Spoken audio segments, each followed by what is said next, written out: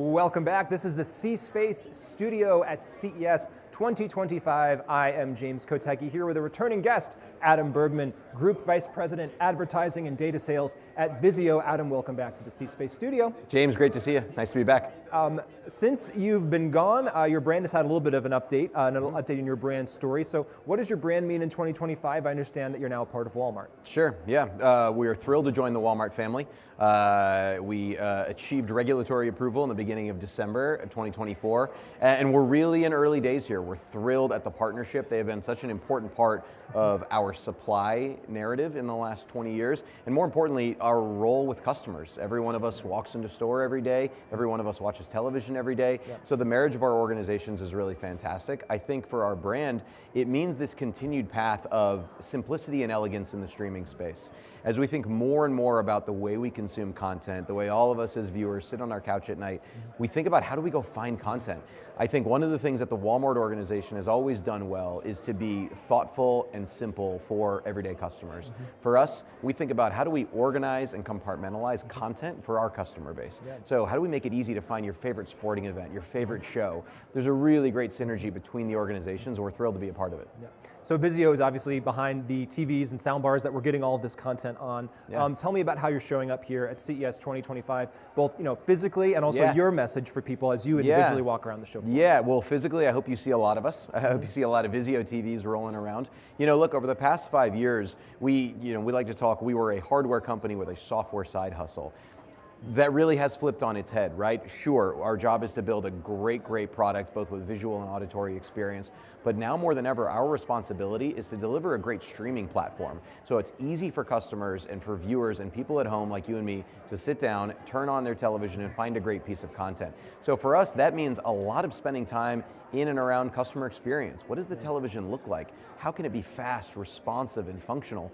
From a media and marketing standpoint, brands want to understand that experience. They want to understand how people are consuming content. When we start thinking about that broader narrative, what does the brand advertising and streaming relationship mean to, I'm now walking into my local Walmart to do my weekly grocery shop or buy products for my family. Yeah. That relationship is really what we're talking about with the audience here. But at the end of the day, it does come back to making a great streaming experience. That's first and foremost for us always. And what do you think is the biggest pain point? Maybe not even for someone on a VIZIO TV, but if you just ask the average consumer what their biggest pain point with streaming is, what do they say?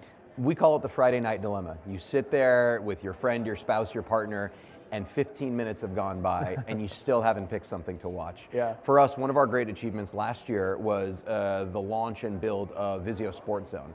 What did we do? We thought about one of the great tentpole moments in television, live sport, and we thought about that in the streaming and the search and discovery experience. So we built an entire new consumer-facing hub for live sports listings where you can organize by league, by team, build favorites, follow your favorite scores, making it really easy to sit down, pick the game you want to watch, pick your streaming service of choice, and off you go. We think about those type experiences to solve those dilemmas. When you're sitting around, we all know it, we've all been there, where you're still searching for content, that's what we want to solve for.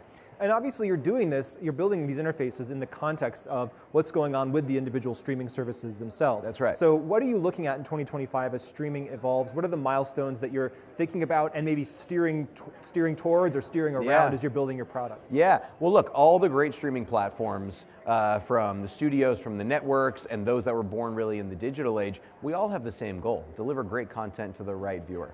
So for us, I think when we talk about milestones, one, it is simplicity and organization. How clear can you make it, no matter whether you're an app owner or a platform owner, how do I get the right piece of content in front of the right audience? How do I, as a customer, find what I want to watch more quickly? Those are the milestones. So when I think about how much time it's taking for somebody to find a piece of content, how do I think about, was the right promotion served to the right audience? How do we really make that experience feel fast, functional, and personable? That's really what we think about, right? The television is a personal device. We want to keep encouraging that relationship.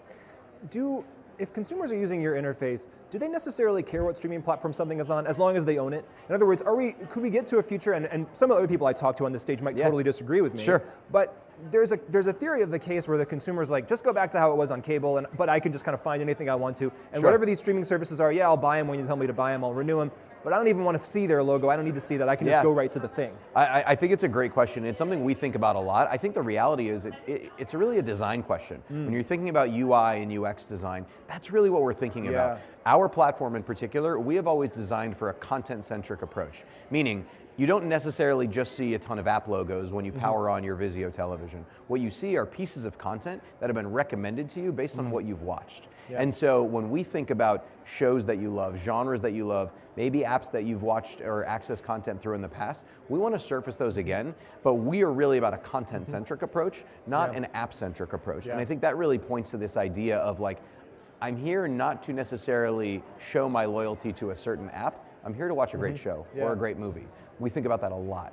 But there always would be, I assume, a slightly different UX within these different platforms, for example. For example, when I want to turn on the closed captions on one platform, I have to hit a different button versus the other. So I do still kind of need to be aware, at least, that different platforms exist. Yeah, I mean, look, I think there is a reality, and I think if you look at the history of television, right, and you think about brands and channels and that relationship, when you knew it was an HBO show, that meant something. When you knew it was a show produced by FX, that meant something. We absolutely want to celebrate those creators, those production houses that really have developed a style and a content feel that people love. We always want to celebrate that. I think the reality is when you talk about designing a smart television, designing an interface, you're always thinking about how do I celebrate the creator? Because at the end of the day, our relationship as viewers is with the piece of content. So we want to celebrate those creators, we want to format it in the right way, we want to bring it to life in the right way.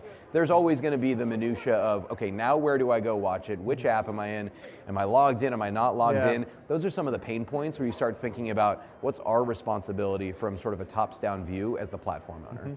And let's talk a little bit more about the advertising, especially as we're going into an era where more and more advertising is powering the streaming services that we're talking about. How do you think about advertising? How does that fit into what you're thinking about? Yeah, well, there's two truths, right? One, the majority of viewers, myself included, yourself likely, we are moving more towards a streaming first environment to where I'm going to watch. So the way we think about how we define television, whether it came through a coax or a cable or satellite feed or through a streaming app over the top, that's really the shift that has made itself clear, right? So on our platform, more than 65% of time is spent in a streaming environment.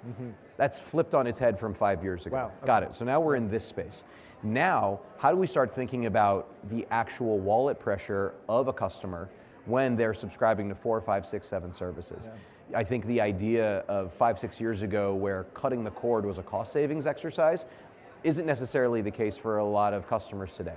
So the rise of ad-supported content, whether those be ad-supported subscription tiers within premium streaming apps, or their free ad-supported services like WatchFree Plus, which is VIZIO's native television service, I think that relationship, you're seeing a lot more time spent in an ad-supported environment. What's interesting is I think historically, the average viewer wasn't necessarily aware of the relationship between advertising and how content is produced. Took it for granted. You took it for granted. You got television, there were scripted commercial breaks, and that was that. Now I think the average person has a much more keen understanding of, got it, I am paying to choose or not to choose to engage in an advertising experience. First of all, we should all be encouraging that choice. That's the goal of the marketplace. But I do think you're going to see more and more time spent, as the trends would show from any analyst house, that you're going to see increased time spent in ad-supported environments, whether those free ad-supported or ad subscription tiers. And I don't know if there's even a way to define this, but how much upside is there as far as how much better advertisers can be at reaching people in terms of targeting and nuance and being very specific to what that person wants to watch? In other words, how much better can they get at creating commercials that I don't want to mute? Yeah, sure. I mean, look, I think the creative exercise of being thoughtful, being funny, being emotive, right? Like, you want to feel something. And you always say, like, did that commercial make me laugh? Did it make me cry? I love holding advertising creative to the same benchmark that I would a piece of content. What I do think the question there is really, what is the long-term lifespan of the 15 and 30-second spot, as opposed to longer form, integrated, branded experiences where you can really tell a story. That's been a huge part of our relationship with advertising in the last 2 years, is how do you bring advertising out of the in-stream 15 and 30-second pod experience, but now think about how does a brand deliver a content experience to a viewer and do that in a way that's meaningful, where they can get messaging across. I think what the streaming marketplace and specifically the smart television platform has done is allowed us to really step on the gas of, we have to think outside the pod. And I say that as both an advertising business leader and also a marketer who has to think about my messaging when it goes out. Well, thank you for helping us think outside the pod for a few minutes. Adam Bergman at VIZIO, a lot more to talk about. Hopefully you'll come back and join us again. James, great to see you. Thanks so much. And thank you so much for watching. This is the C Space Studio. I'm James Kotecki. We are live, and we will continue very shortly here at CES 2025. Keep it here.